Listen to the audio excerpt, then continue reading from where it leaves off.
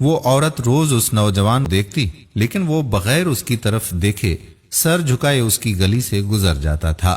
دیکھنے میں وہ کسی مدرسے کا طالب علم لگتا تھا، لیکن اتنا خوبصورت تھا کہ وہ دیکھتے ہی اسے اپنا دل دے بیٹھی، اور اب وہ چاہتی تھی کہ کسی طرح سے اس پر نظر التفات ڈالے، لیکن وہ اپنی مستی میں مگن تھا اور سر جھکائے زیر لب کچھ پڑھتا ہوا روزانہ ایک مخصوص وقت پر وہاں سے گزرتا اور کبھی آنکھ اٹھا کر نہ دیکھتا تھا۔ اس عورت کو اب ضد سی ہو گئی تھی۔ وہ حیران تھی کہ کوئی ایسا نوجوان بھی ہو سکتا ہے جو اس کی طرف نہ دیکھے، اور اسے ایسا سوچنے کا حق بھی تھا۔ وہ اپنے علاقے کی سب سے امیر ترین اور خوبصورت ترین عورت تھی، خوبصورت اتنی کہ جب وہ باہر نکلتی تو لوگ اسے بے اختیار دیکھنے پر مجبور ہو جاتے تھے۔ اسے حیرت تھی کہ جس کی خوبصورتی کو دیکھنے کے لیے لوگ ترس رہے ہیں وہ خود کسی کو پسند کرے اور وہ مائل نہ ہو، اس کی طرف دیکھنا گوارا نہ کرے۔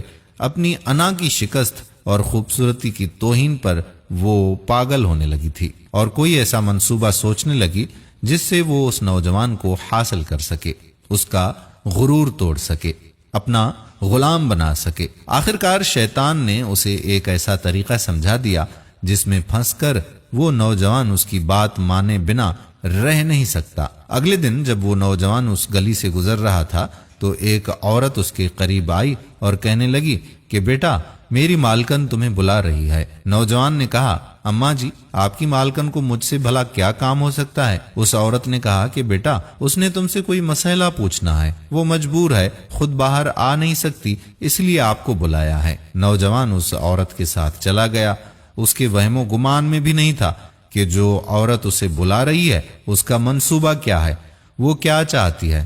وہ تو اپنی فطرتی سادہ دلی کی وجہ سے اس کی مدد کرنے کے لیے اس کے گھر میں داخل ہو گیا۔ اس کے ذہن میں تھا کہ شاید کوئی بوڑھی عورت ہے جو اپنی کسی معذوری کی وجہ سے باہر آنے سے قاصر ہے۔ نوکرانی نے اسے ایک کمرے میں بٹھایا اور انتظار کرنے کا کہہ کر وہاں سے چلی گئی۔ تھوڑی سی دیر کے بعد کمرے میں وہی عورت داخل ہوئی۔ نوجوان نے بے اختیار اپنی نظریں نیچے جھکا لیں کیونکہ اندر آنے والی عورت بہت ہی خوبصورت تھی۔ نوجوان نے پوچھا، جی بی بی، آپ نے کون سا مسئلہ پوچھنا تھا مجھ سے؟ عورت کے چہرے پر ایک شیطانی مسکراہٹ آ گئی۔ اس نے اپنے دل کا حال کھول کر اس کے سامنے رکھ دیا اور کہا کہ میری سب سے بڑی خواہش ہے کہ میں ایک دفعہ تمہیں حاصل کر لوں۔ نوجوان یہ بات سن کر کانپ گیا اور کہنے لگا، اللہ کی بندی، اللہ سے ڈرو، کیوں گناہ کی طرف مائل کر رہی ہو؟ اس نے عورت کو بہت سمجھایا، لیکن عورت پر تو شیطان کا غلبہ تھا۔ اس نے کہا کہ یا تو تم میری خواہش پوری کرو گے یا پھر میں شور مچاؤں گی کہ تم زبردستی میرے گھر میں داخل ہوئے ہو اور میری عزت پر حملہ کیا ہے۔ نوجوان بیچارہ یہ بات سن کر بہت ہی پریشان ہوا۔ اسے اپنی عزت کسی بھی طرح سے محفوظ نظر نہیں آ رہی تھی۔ اس کی بات مانتا تو گناہگار ہوتا، نہ مانتا تو لوگوں کی نظر میں برا بن جاتا۔ وہ علاقہ جہاں لوگ اس کی شرافت کی مثالیں دیا کرتے تھے، وہاں اس پر اس طرح کا الزام لگ جائے، یہ اسے گوارا نہیں تھا۔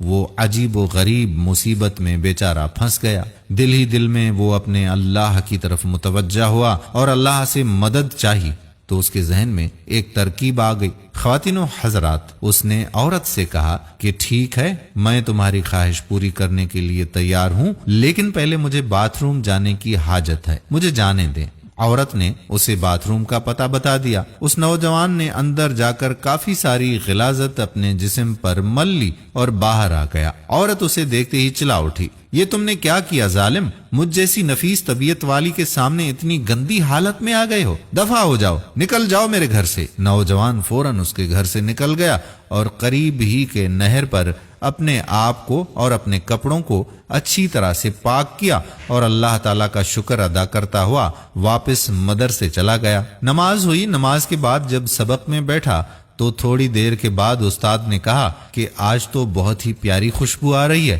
کس طالب علم نے خوشبو لگائی ہے؟ وہ نوجوان سمجھ گیا کہ اس کے جسم سے ابھی بھی بدبو نہیں گئی اور استاد جی طنز کر رہے ہیں۔ وہ اپنے آپ میں سمٹ گیا، اس کی آنکھوں میں آنسو آ گئے۔ تھوڑی دیر کے بعد استاد جی نے پھر سے پوچھا کہ یہ خوشبو کس نے لگائی ہے، لیکن وہ خاموش رہا۔